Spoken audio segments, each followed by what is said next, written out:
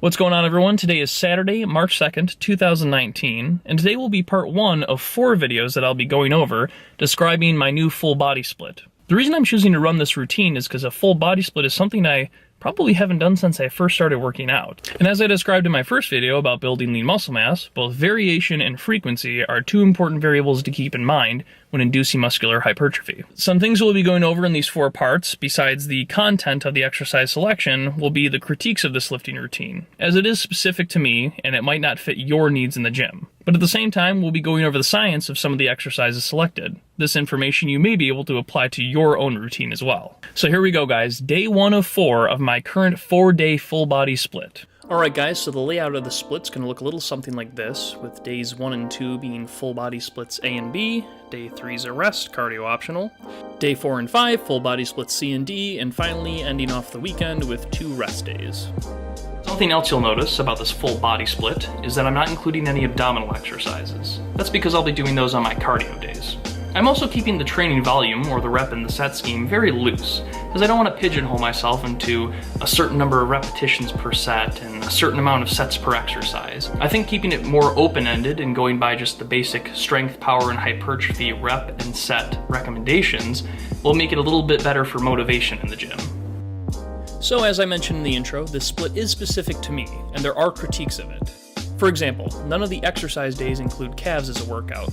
The reason for this is I'm simply getting bored of training calves. I know this is not a reason to neglect them as a muscle group, but nonetheless, I am. In addition to this, I am training my legs in a more hypertrophic rep range, and that's mostly because I've been having a little bit of knee pain.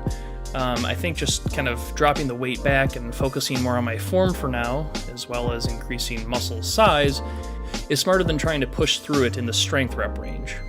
Now for your own personal routine, you can choose to switch up the set and rep range to make it more of a strength based on some of your leg exercises, but we'll get into those details later.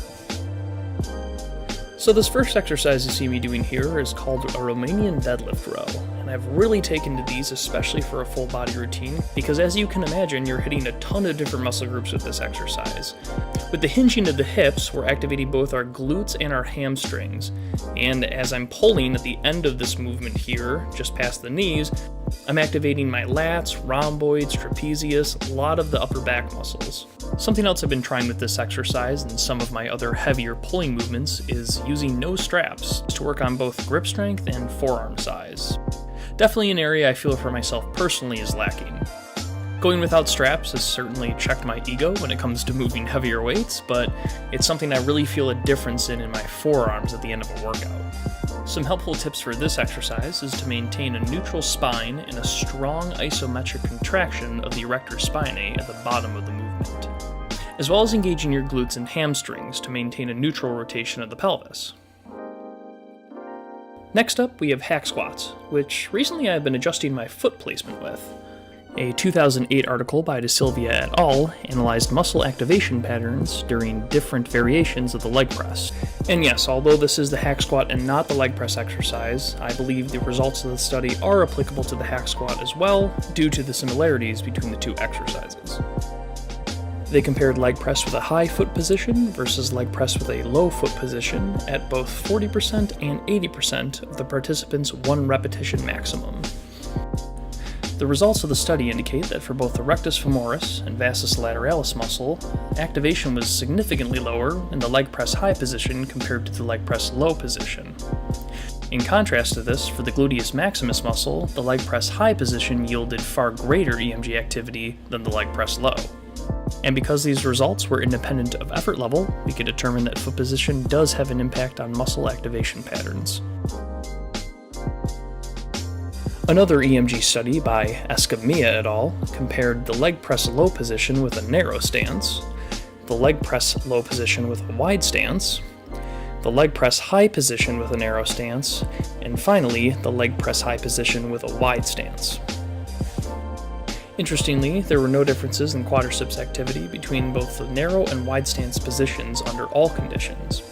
And when looking specifically at the leg press high, a wide stance elicited greater hamstrings activity than a narrow stance. The article also compared 0 versus 30 degrees of forefoot abduction or toeing out. The authors found that varying forefoot abduction angles did not affect muscle activity during the squat or the leg press.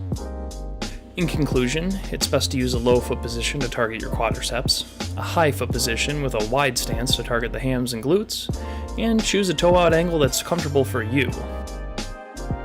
Next up, we have glute bridges, which recently I've been performing on the leg extension machine just to switch up the modality a little bit. When performing the glute bridge exercise, you want to drive through your heels while extending your hips towards the ceiling. At the top of the movement, you should feel a strong contraction in both the glutes and the hamstrings. In fact, a lot of evidence shows greater activation of the glutes during a glute bridge than in a squat. And for people that may have low back pain, this tends to place a little less stress on the lumbar spine compared to a deadlift. And if you don't feel like embarrassing yourself in the gym, you could always stick to the classic barbell glute bridge variation. If you're choosing to go heavy, the barbell glute bridge variation may be a better option. And in terms of progressive overload, it's much easier to add weight each week to the barbell compared to the leg extension machine.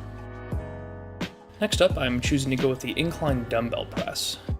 Although dumbbells are a good option for beginners to work on strength imbalances between the left and right side, I think it's a good idea for a trained individual who may have a few more years of lifting experience to go with the dumbbell option every now and then, as there may be subtle strength imbalances that you're unaware of or neglecting.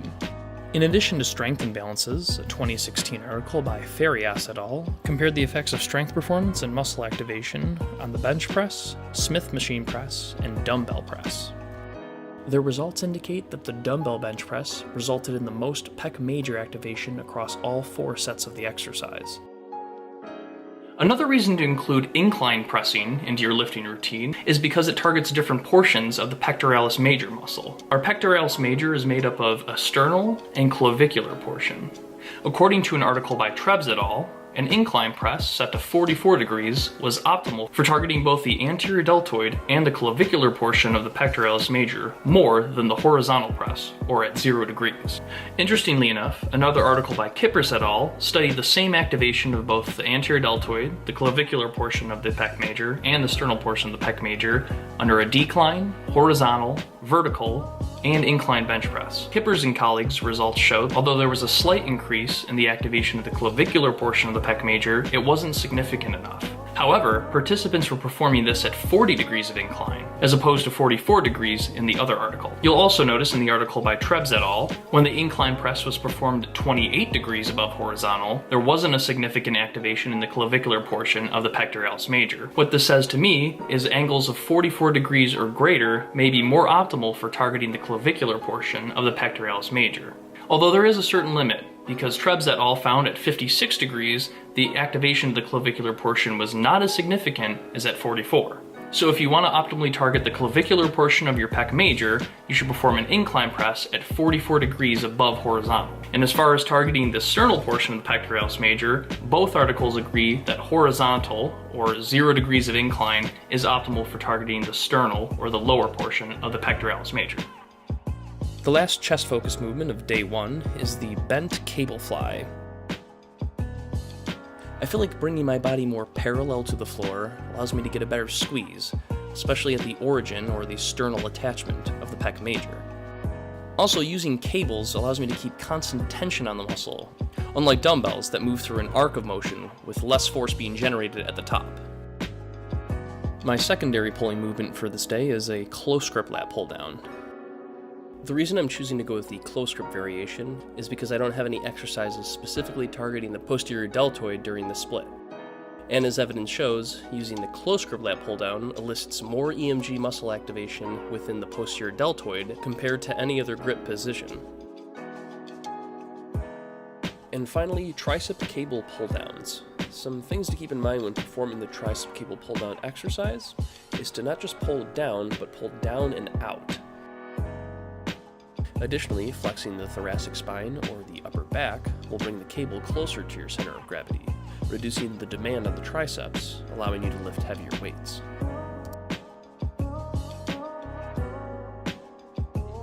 So thanks for watching day 1 of 4, everyone. Stay tuned for the other 3 days of this full body split and more research to come.